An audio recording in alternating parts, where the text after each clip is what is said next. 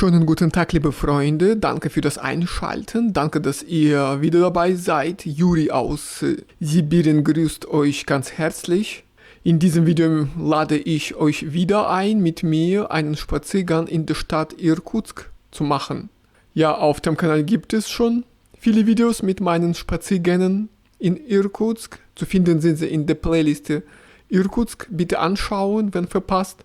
Aber in meinen Videos versuche ich etwas Neues zu zeigen, was ihr noch nicht gesehen habt oder lange nicht mehr gesehen habt. Und hoffentlich seht ihr etwas Neues auch in diesem Video. Wir haben schon Ende November 2025, bald beginnt der kalendarische Winter ab dem 1. Dezember. Aber wir haben schon draußen Wintertemperaturen. Ja, zum Beispiel heute hatten wir minus 10 Grad Celsius, aber zuvor war es relativ warm, etwa bei 0 Grad. Aber erst jetzt beginnen die kälteren Temperaturen, die für den Winter üblich sind. Unser Spaziergang beginnt wieder bei dem Zarendenkmal. Es ist gewidmet dem Zar Alexander III. Dank seiner Entscheidung können wir jetzt mit dem Zug auf der Transsibirischen Eisenbahn fahren.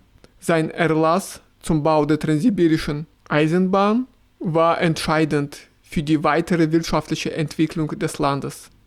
Wie man im Video sehen kann, haben wir auf den Straßen nie so viel Schnee. Ehrlich gesagt ist die Stadt Irkutsk schneearm im Vergleich zu Novosibirsk, wo ich viele Jahre gelebt habe, und kann die beiden Städte miteinander sehr gut vergleichen. Man kann sagen, der Winter hat erst jetzt begonnen, aber aus den früheren Jahren kann ich das nochmal bestätigen. In Irkutsk gibt es wirklich weniger Schnee als in Novosibirsk. Ja, in den nächsten Wochen bekommen wir mehr Schnee, aber das ist immer noch weniger als in Novosibirsk. Aber dazu haben wir viele Sonnentage, was mich natürlich sehr freut. Ich mag die Sonne. Die Sonne bringt immer gute Stimmung mit und das beeinflusst die menschliche Aktivität sehr stark. Der Winter hat schon begonnen, aber ich verspüre, wie die kälteren Temperaturen meine Aktivität beeinflussen. Und nicht nur meine, natürlich auch die anderen Menschen. Bei der Kälte will man draußen nicht so lange bleiben, man will eher zu Hause sitzen und ja, man muss sich warm anziehen, wenn man ausgeht. Ja, die vielen Kleidungsstücke, die man anhaben muss, das ist ätzend, das ist ja alles so unbequem, man muss sich immer anziehen, bevor man ausgeht. Im Sommer war es natürlich viel einfacher, aber wir können nichts dagegen. Das ist halt so der Winter in Sibirien. Und jetzt haben wir dazu noch kürzere Tage. Schon zwischen 15 und 16 Uhr wird es dunkel und Ende Dezember ist es schon um 16 Uhr komplett dunkel draußen. Aber nach dem 22. Dezember muss der Tag wieder allmählich länger werden. Bis heute hatten wir noch keinen richtigen Frost. Ich nehme an, der Baikalsee wird auch sehr langsam zufrieren, wie es im vorigen Winter der Fall war.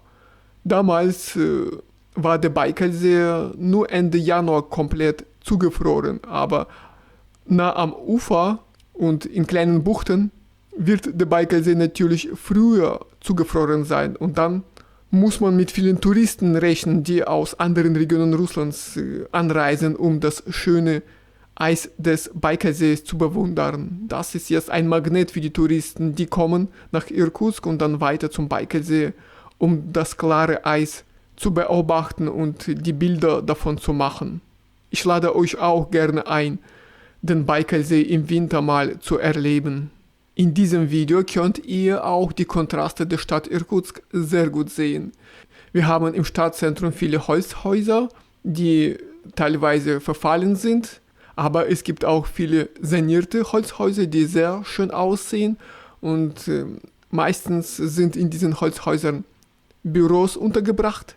Die Firmen bekommen sie in verfallenem Zustand und dürfen dann nach der Sanierung ein Büro darin einrichten. Wenn ich jetzt so bei -10 draußen spazieren gehe, dann sehe ich nie so viele Menschen unterwegs. Man sitzt entweder bei der Arbeit oder man studiert. Ja, Irkutsk ist eine Studentenstadt. Ja, in der Stadt gibt es viele Lehreinrichtungen. Aber bei kälteren Temperaturen hat man eher weniger Lust, draußen zu bummeln. Man will eher zu Hause bleiben, heißen Tee trinken.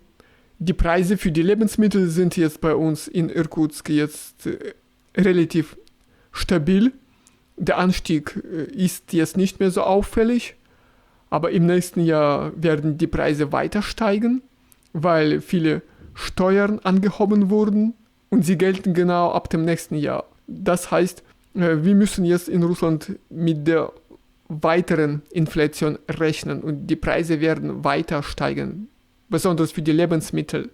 Seit Beginn dieses Jahres sind die Benzinpreise etwa um 20% angestiegen und wie bekannt beeinflusst der Benzinpreis sehr stark die anderen Preise, weil viele Waren befördert werden. Die Logistik spielt eine Rolle bei der Preisbildung und wenn die Preise für Benzin im nächsten Jahr wieder wachsen, dann muss man mit der höheren Inflation wieder rechnen. Das ist schlechte Nachrichten aus Russland.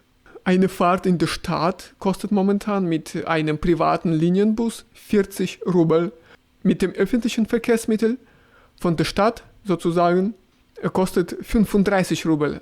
Aber ich habe eine Nachricht gelesen, im nächsten Jahr kostet dann die Fahrt im öffentlichen Verkehrsmittel auch höher, und zwar 37 Rubel. Also die Preise steigen doch, aber nicht so schnell, aber immer wieder. Aus den Nachrichten hören wir alle, dass die Friedensverhandlungen erst jetzt begonnen haben und geben uns jetzt eine Hoffnung, dass der Krieg in der Ukraine bald doch zu Ende gehen kann.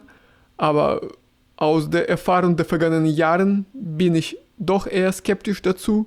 Es gibt zu viele Interessenten, die mit diesem Krieg großes Geld verdienen und es ist nicht so einfach, diesen Krieg zu beenden. Zu viele Parteien sind an diesem Krieg interessiert und die einfachen Menschen können das leider nicht beeinflussen. Das ist die reale Politik und mal schauen, was rauskommt. Hoffentlich klappt es doch mit einem Friedensplan und später in den nächsten Jahren wird dann das Reisen nach Russland wieder möglich sein. Aber ehrlich gesagt bezweifle ich das auch sehr innerlich. Einflussreiche Politiker brauchen jetzt einen Zusammenbruch. Die Länder sind hoch verschuldet und einen wirtschaftlichen Zusammenbruch kann man nur mit einem Krieg abschreiben. Und viele Länder, auch in Europa, bereiten sich schon auf den Krieg mit Russland vor. Das ist kein gutes Zeichen. Wir können nichts dagegen, die einfachen Menschen. Ich verfolge auch das Geschehen in Deutschland und es ist auch sehr traurig, was ich in deutschen Nachrichten höre. Die Wirtschaft Deutschlands geht auch den Bach runter, leider eigentlich. Aber das ist auch alles gewollt und gesteuert. Also liebe Freunde, ich bedanke mich bei euch dafür, dass ihr euch meine Videos regelmäßig anschaut. Und in diesem Winter, der begonnen hat, will ich öfters spazieren gehen. Und mein Plan ist, euch den Winter in Irkutsk zu zeigen. Ich weiß, viele von euch haben ein Interesse für den Winter und mögen den Schnee. Ich bin leider kein großer Fan von Winter, von Schnee, aber wenn es schön schneit, dann gehe ich auch gerne spazieren und solche Videos will ich auch gerne für euch machen. Deswegen bleibt bitte mit meinem Kanal weiter. Auf jeden Fall wünsche ich euch alles Gute im Alltag und viel Erfolg bei der Arbeit. Wir sehen uns bald in meinen neuen Videos wieder. Bis dann. Tschüss.